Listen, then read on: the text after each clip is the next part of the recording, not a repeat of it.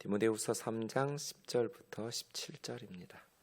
나의 교훈과 행실과 의향과 믿음과 오래 참음과 사랑과 인내와 박해를 받음과 고난과 또한 안디옥과 이고니온과 루스드라에서 당한 일과 어떠한 박해를 받은 것을 내가 과연 보고하라거니와 주께서 이 모든 것 가운데에서 나를 건지셨느니라. 무릇 그리스도 예수 안에서 경건하게 살고자 하는 자는 박해를 받으리라. 악한 사람들과 속이는 자들은 더욱 악하여져서 속이기도 하고 속기도 하나니 그러나 너는 배우고 확실한 일에 거하라. 너는 내가 누구에게서 배운 것을 알며 또 어려서부터 성경을 알았나니 성경은 능히 너로 하여금 그리스도 예수 안에 있는 믿음으로 말미암아 구원에 이르는 지혜가 있게 하느니라. 모든 성경은 하나님의 감동으로 된 것으로 교훈과 책망과 바르게 함과 의로 교육하기에 유익하니 이는 하나님의 사람으로 온전하게 하며 모든 선한 일을 행할 능력을 갖추게 하려 함이라. 아멘. 원문에 보면 10절이 나의 교훈과 이렇게 시작하는데 사실은 14절에 있는 것처럼 그러나 너는 이렇게 시작해야 됩니다. 쉬대라는 말인데요. 쉬는 너고요. 대는 그러나이기 때문에 그러나 너는 14절도 똑같이 그러나 너는으로 시작하잖아요. 10절도 똑같아요. 그러나 너는으로 시작해야 돼요. 그러나 너는 이렇게 된 것은 앞에 1절에서 9절까지 이러이러할 거야. 그러나 너는 이런 뜻이거든요. 앞에 1절에서 9절까지 주말에 우리가 새벽 기도회가 없어서 보지 않았는데 말세에 고통하는 때가 이르리니 하면서 19가지를 말해요. 세상이 점점 영적으로도 타락할 뿐 아니라 윤리적으로 타락하고 혼란스럽게 될 것이다. 이 19가지 중에 4가지가 사랑이거든요. 근데 3가지는 처음 보시면 자기를 사랑하며 돈을 사랑하며 이게 첫 번째, 두 번째거든요. 그리고 뒤쪽으로 가면 18번째가 쾌락 사랑이고 쾌락 사랑하기를 하나님 사랑하기보다 그래서 19가지 고통스럽게 만드는 세상에 고통스럽게 만드는 것들이 다 자기를 사랑하고 돈을 사랑하고 쾌락을 사랑하는 거이고요. 그 다음에 이제 하나님 사랑에 한번 쓰여서 사랑이 4번 나오는데 결국은 자기를 사랑하고 돈을 사랑하고 쾌락을 사랑할 것인가 하나님을 사랑할 것인가 이거거든요. 왜 세상이 비극적이고 고통스러운 세상이 되냐면 자기를 사랑하고 돈을 사랑하고 쾌락을 사랑하기 때문이거든요. 그 이기적으로 되잖아요. 자고하면서 스스로를 높이고 교만하고 자긍하고 부모도 거역하고 이런 식으로 감사할 줄도 모르고 거룩하지도 않고 다 이게 자기 사랑하고 돈 사랑하고 쾌락 사랑하기 때문이에요. 근데 이러한 세상을 고치는 방법은 하나님을 사랑하는 거거든요. 복음밖에 없어요. 왜냐하면 하나님을 사랑하게 되면 이웃을 사랑하게 되거든요. 자기 사랑하고 돈 사랑. 우리 마음속에 하나님이 없으니까 불안하잖아요. 그러니까 자기의 불안을 이렇게 덜 하게 하려면 돈이나 쾌락이나 자기를 자긍하면서 이런 세상적인 것들을 더 많이 확보해야 덜 불안하고 그러면 남의 것을 빼앗아야 되거든요. 그래서 세상이 리바이어던에서 말한 것처럼 만인에 대한 만인의 투쟁이 되는 거예요. 세상이 정글이 되는 거죠. 하나님이 없으니까. 근데 하나님을 사랑하고 하나님을 신뢰하면서 사랑하면 불안하지 않거든요. 하나님을 믿고 신뢰하니까 다른 사람들의 것을 빼앗고 착취하고 그럴 필요가 없거든요. 하나님을 사랑하는 사람들은 더불어 함께 살아가는 것을 도모하니까요. 그래서예요. 이 19가지 말세에 고통하는 때를 만들어내는 것들 중에 사랑이라는 단어가 4번 나오는데 제가 볼 땐 그것이 핵심이고 결국은 자기 사랑할 거냐 하나님 사랑할 거냐 돈 사랑할 거냐 하나님 사랑할 거냐 쾌락을 사랑할 거냐 하나님 사랑할 거냐 결국 무엇을 사랑하면서 살아갈 거냐 이것이 핵심이거든요. 자기나 돈이나 쾌락을 사랑하면 나머지 그렇게 살아갈 수밖에 없어요. 그래서 마지막 19번째가 뭐냐면 경건의 모양은 있으나 경건의 능력은 부인하는 자. 그러니까 신앙도 거짓 신앙과 껍데기 신앙만 낳는 거죠. 하나님 사랑하지 않으니까 경건의 모양은 있는데 경건의 능력은 부인하는. 그래서 세상의 것들로 의지하면서 채워가면서 살아가려고 하는 그런 신앙인이 되는 거예요. 그런 것에서 너는 그러나 너는이에요. 그러나 너는. 세상 사람들은 이렇게 살아가지만 디모데야 그러나 너는. 그 다음에 6절부터 9절까지는 이제 거짓 선생들의 모습이에요. 남의 집에 가만히 들어가 어리석은 여자를 유혹해서 성적인 범죄를 저지르는. 왜 가만히 들어가겠어요? 당당하면 왜 앞으로 안 들어가고 자기 행위를 떳떳하게 보이지 않겠어요? 뒷구멍으로 왜 숨어서 은밀하게 해요? 당당하지 못하니까요, 스스로도. 어리석은 여자라고 말했지만 약한 여자예요. 교회에는 자매들 중에 좀 연약한 자매들이 있잖아요. 마음이 단단하지 못하고 신념이 확고하지 못하고 좀 정서적으로나 감정적으로 연약한, 지성적으로도 성경적으로도 연약한, 가스라이팅 해가지고 성적으로 유린하는 거예요. 누가? 6절에 저희 중에 이렇게 말하는 거짓 선생들이에요. 가짜 목사들 말이에요. 그래서 교회 자매들을 그렇게 당당하지 못하니까 뒤로 들어가가지고 뒷구멍에서 이상한 짓 하는 거죠. 그래서 교회에서 쫓겨나고 교회를 무너뜨리고 그러한 목사들이 한둘이냐고요. 지금 한국교회도. 그러한 마음이 부패하고 믿음에 관하여는 버리운 자들에게서 떠나라는 거예요. 그러나 너는 그래서 10절에 그러나 너는, 14절에 그러나 너는, 이것은 앞에 1절에서 9절까지 두 가지 사건을 말해요. 말세에 고통하는 때 이런 일이 있을 것이다. 그러나 너는. 그리고 거짓 선생들, 거짓 목회자들, 거짓 선교사들 이런 짓을 할 것이다. 그러나 너는. 그리고 10절에 그러나 너는으로 시작된 이 10절은 11절에 보면 네가 과연 보고 알았거니와 중간에 크게 나오죠. 내가 과연 보고 알았거니와. 이 보고 알았거니와가 맨 앞 단어예요. 10절로 와야 돼요. 번역하다 보니까 11절 끝에쯤에 가 있는데 이게 맨 앞으로 그러나 너는 보고 알았거니와 이렇게 돼야 돼요. 이렇게 바울이 이 단어를 쓴 것은 강조하는 거거든요. 도치시킨 것은 강조하고 싶은 거예요. 네가 보고 알았다. 근데 사실은 우리 한글로는 두 단어, 보다, 알다라는 단어로 했지만 한 단어예요. 파라콜루테오라는 이 단어는 두 가지 뜻이 있어요. 사실은 알았다라는 뜻보다는 따르다라는 뜻이 더 많아요. 그러니까 이 단어는 두 가지 중요한 뜻이 있는데 하나는 보고 알았다라고 번역한 것처럼 이렇게 이해했다. 보고 깨달았다, 이해했다, 알았다 이런 의미죠. 근데 사실은 우리는 보고 알았다 하면 이렇게 머리로 이해했다, 깨달았다 이런 뜻이잖아요. 그것보다는 진짜 깨달은 사람은 그대로 따르잖아요. 따라서 행하다. 이게 더 중요한 단어예요. 파라콜루테오. 이 파라콜루테오라는 단어는 그러니까 디모데가 바울이 이렇게 하는 것을 보고 알았다 하고 지적으로 끝난 게 아니에요. 디모데는 바울의 이러한 것들을 따르고 단순히 머리로만 보고 깨닫고 이해한 것이 아니라 자기도 바울처럼 그렇게 살려고 따른 거예요.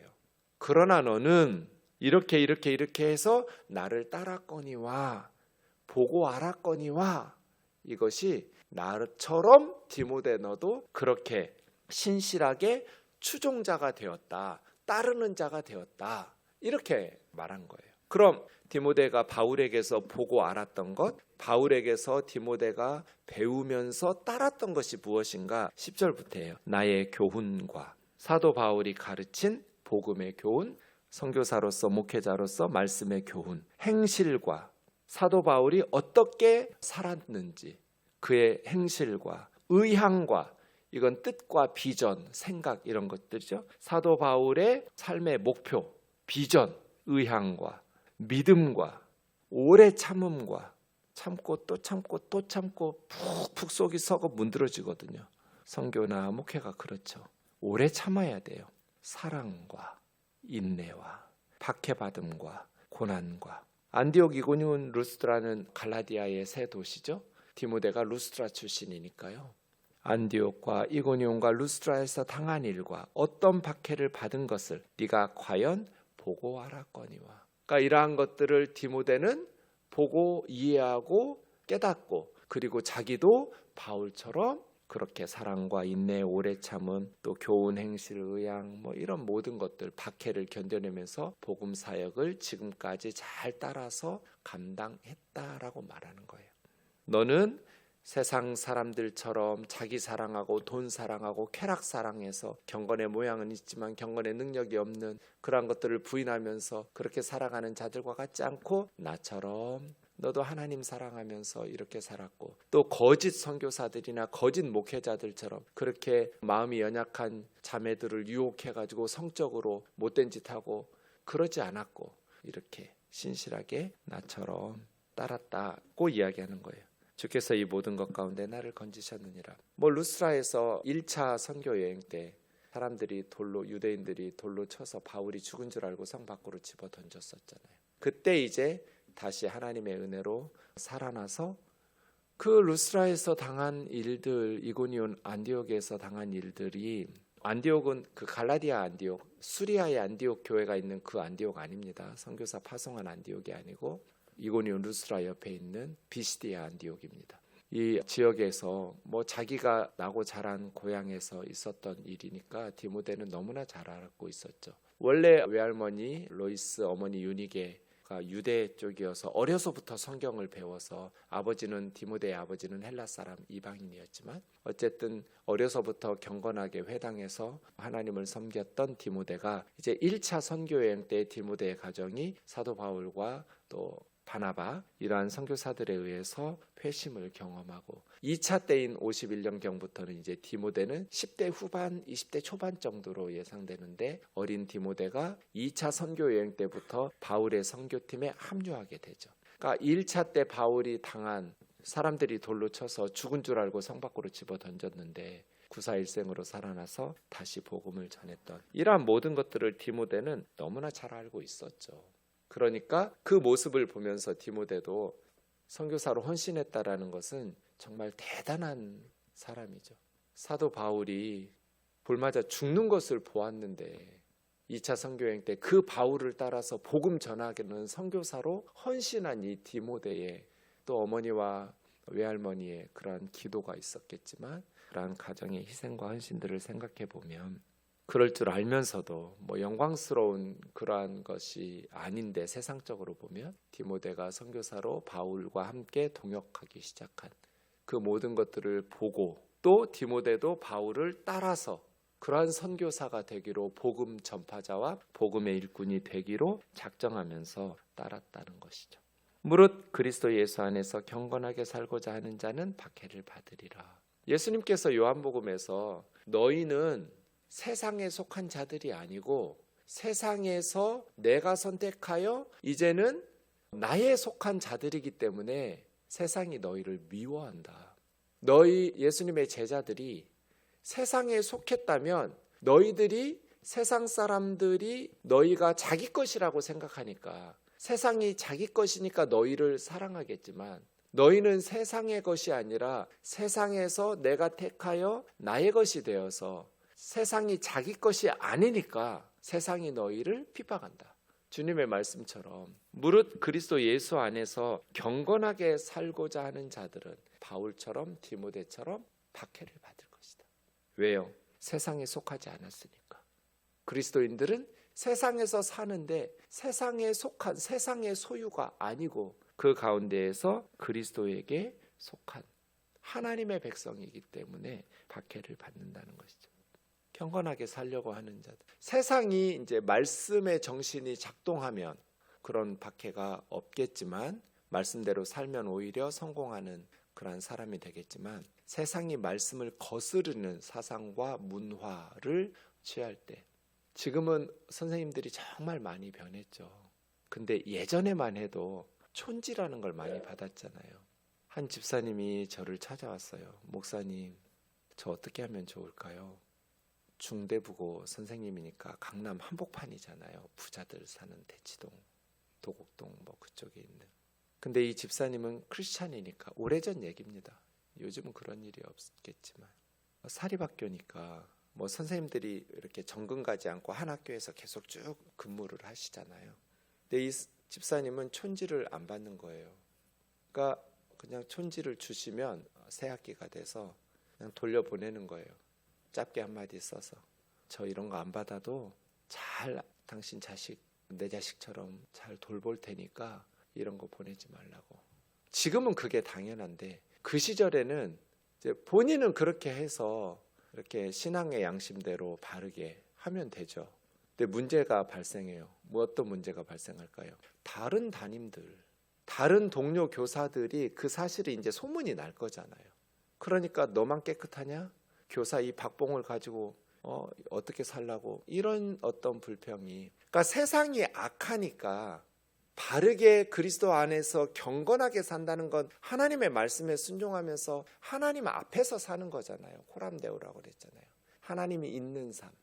그러니까 정직하게 말씀에 순종하면서 살려니까 다른 교사들이 그렇다고 해서 뭐 특별히 그 교사들이 세상보다 더 악하다 이렇게 말할 수는 없지만, 뭐 달라고 하는 것도 아니고 그냥 부모들이 갖다 주는 거, 뭐 박봉에 힘드니까 받았다 이렇게 뭐 이해할 수도 있겠지만, 이 선생님은 그게 안 된, 남 비난한 거 아니에요. 그냥 조용히 자기 할 일만 한 거예요.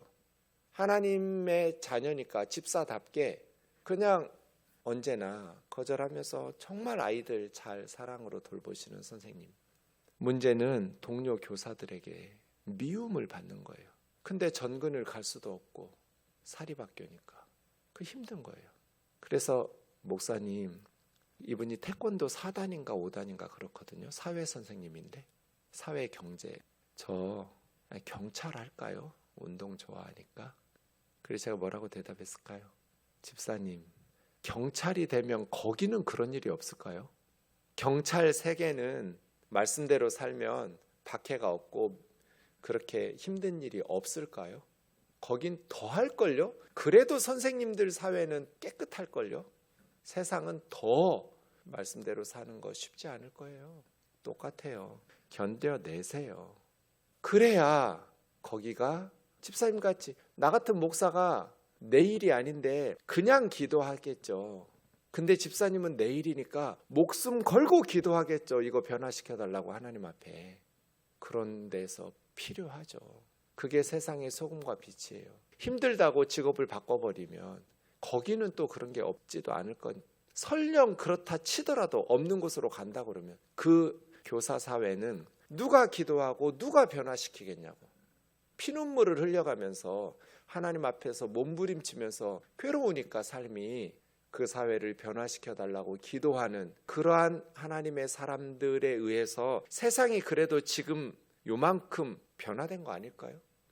우리나라 교사 월급은 김대중 대통령 때 많이 올랐다고 그래요. 그래서 이제는 선생님들이 촌지를 받지 않아도 생활하기에 큰 어려움이 없을 만큼, 뭐 선생님에 따라 다르겠지만 대부분 요즘은 굉장히 깨끗해졌죠. 그런 일들이 없어졌고, 이제는 오히려 너무 그냥 김영란법이 생겨가지고 커피 한 잔만 사드려도 법으로 막 심판하는, 우리 사회가 워낙 그런 문제가 많았기 때문에 그렇게 좀 과하다 싶을 만큼의 법이 필요했을 만큼의 사회였어요. 이제는 그런 정도까지는 안 해도 될 것 같은데, 또 이걸 풀어버리면 치맛바람이 교실을 흔들어 버릴까 봐 염려되는 부분도 있죠. 무릇 그리스도 예수 안에서 경건하게 살고자 하는 자들은 핍박을 받을 것이다. 왜요? 세상이 악하니까. 그래서 우리는 하나님의 말씀대로 경건하게 살아도 불이익을 당하지 않는 사회로 만들어야겠죠. 소금과 빛의 역할을 감당하는 것은 우리 그리스도인들이, 우리 아이들은, 나는 이렇게 힘들게 예수 믿고 살았지만 세상에서 우리 아이들은 말씀에 순종하면서 살면 오히려 더 세상 사람들에게 인정받고 칭찬받을 수 있는 세상으로 만드는 것, 그것이 우리 그리스도인들의 사명이겠죠. 세상 속에서 우리는 세상의 명령에 순응하면서 살지 않아요. 그것이 하나님의 말씀에 맞을 때는 좋은 시민으로서 최선을 다해서 시민의 역할과 의무를 다하지만, 세상이 명령하는 것이, 세상의 문화가 하나님 앞에서 경건하게 사는 것을 거스를 때는 우리는 그걸 거부하잖아요. 그래서 그 과정 속에서 지금도 수많은 그리스도인들이 어려움을 당하면서, 그것은 우리의 숙명과도 같은 것이 피할 수가 없어요. 악한 사람들과 속이는 사기꾼들은 더욱 악하여져서 속이기도 하고 속기도 하나니, 그러나 너는 디모데야, 배우고 확신한 일에 거하라. 네가 누구에게서 배운 것을 알며, 이미 디모데후서 1장 13절 2장 3절에서 두 번씩이나 내게 들은 바를, 내게 배운 바를, 디모데는 바울에게 배우죠. 바울에게서 이게 첫 번째고요. 두 번째, 성경은 능히 너로 하여금 성경. 그래서 우리는 배우고 확신한 두 가지, 성경과 우리를 가르쳐 주었던 바른 믿음의 목회자들, 또 리더들의 교훈에 머물러 있어야 돼요. 배우고 확신한 일에 거해야 돼요. 성경은 두 가지 역할을 해요. 첫 번째는 구원, 두 번째는 완전함. 구원에 이르는 지혜가 있게 해요. 성경에는 두 가지 목적이 있어요. 첫 번째 목적은 구원이에요.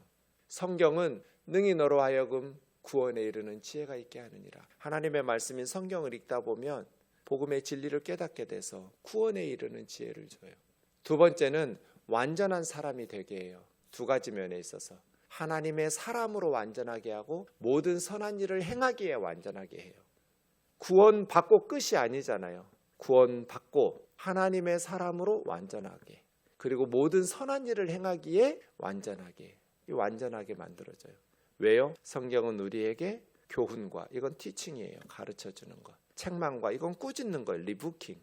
바르게 함과, 꾸짖고 끝내면 안 돼요. correcting, 바르게 잡아줘야 돼요. 왜 잘못됐는지 바르게 함과, 그 다음에 의로 교육함, training in righteousness예요. 이 네 가지 작용을 성경은 하거든요.